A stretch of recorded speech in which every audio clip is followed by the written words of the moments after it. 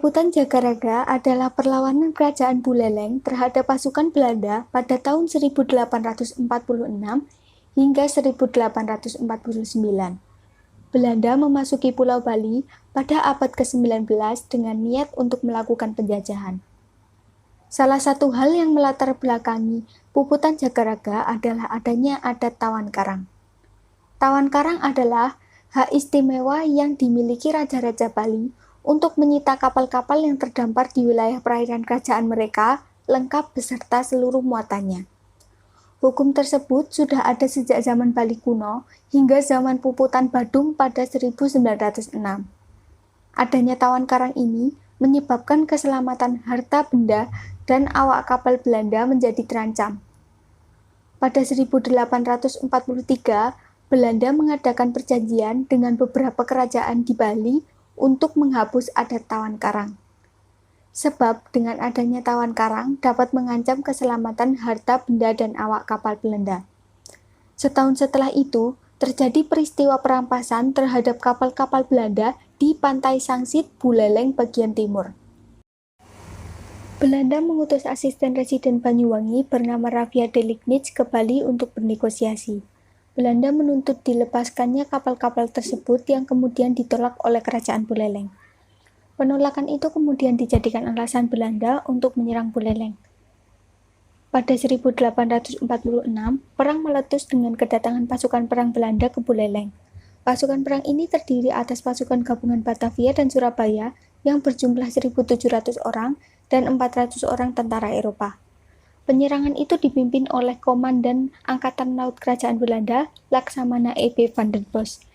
Sementara pasukan Angkatan Darat dikomando Letnan Kolonel J. Baker. Belanda menawarkan diplomasi terakhir sebelum melakukan penyerangan. Patih Kerajaan Buleleng, I Gusti Ketut Jelantik dituntut untuk meminta maaf dan mengganti rugi kapal-kapal Belanda yang dirampas.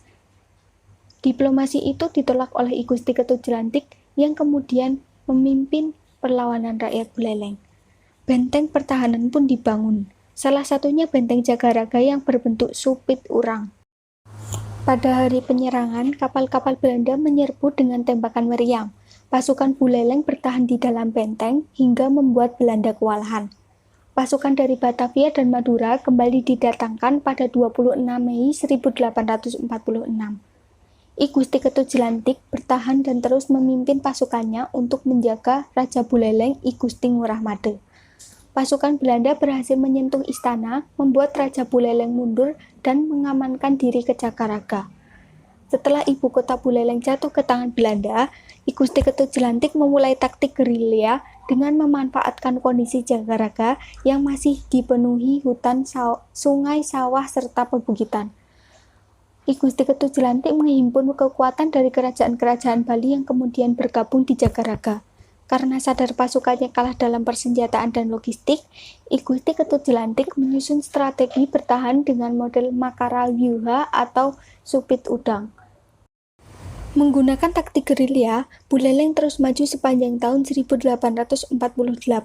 Karena merasa terancam, Belanda menggunakan taktik adu domba. Utusan-utusan dikirim untuk memecah belah persatuan kerajaan-kerajaan Bali.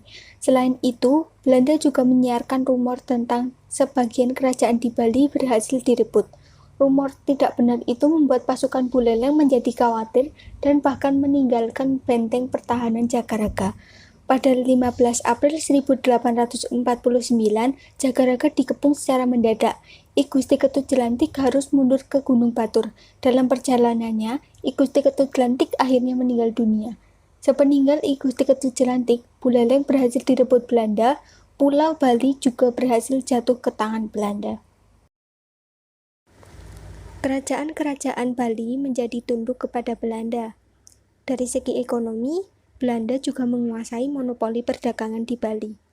Selain itu, adat sute dalam tradisi Ngaben juga dihapus.